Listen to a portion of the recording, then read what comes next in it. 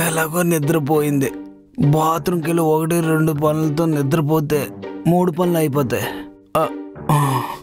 అమ్మా ఆగండి. దీనికి కూడా రావుకాలం అనకే. ఆగు అంటే నేను ఆగుతానేమో కానీ అది ఆగదే. అర్థం చేసుకోవే.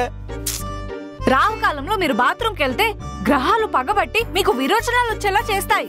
గ్రహాలు కాదే, నువ్వు మీ నాన్న పగబట్టారు. విరోచనాలు కాదు కదా, ఎయిడ్స్ వచ్చిన నేను ఇప్పుడు ఆగలేను, ఆపుకోలేను. ఆపుకోలేకపోతే రాహుకాలంలో చేసిన పనికి ప్రాయశ్చిత్తంగా 101 రోజులు బాత్రూమ్కి వెళ్ళకూడదని మొక్కుకోవాలి. బాత్రూమ్కి వెళ్ళకూడదని ఏ పండితుడు చెప్పాడే? మా నాన్న. మీ నాన్న పండితుడు కాదు, పాపాత్ముడు. ఇంకొకసారి మా నాన్ననేమన్నా అన్నారనుకోండి, బాత్రూమ్కి వెళ్ళకుండా ఉండడం కన్నా ఇంతకన్నా శాపమే ఉంది.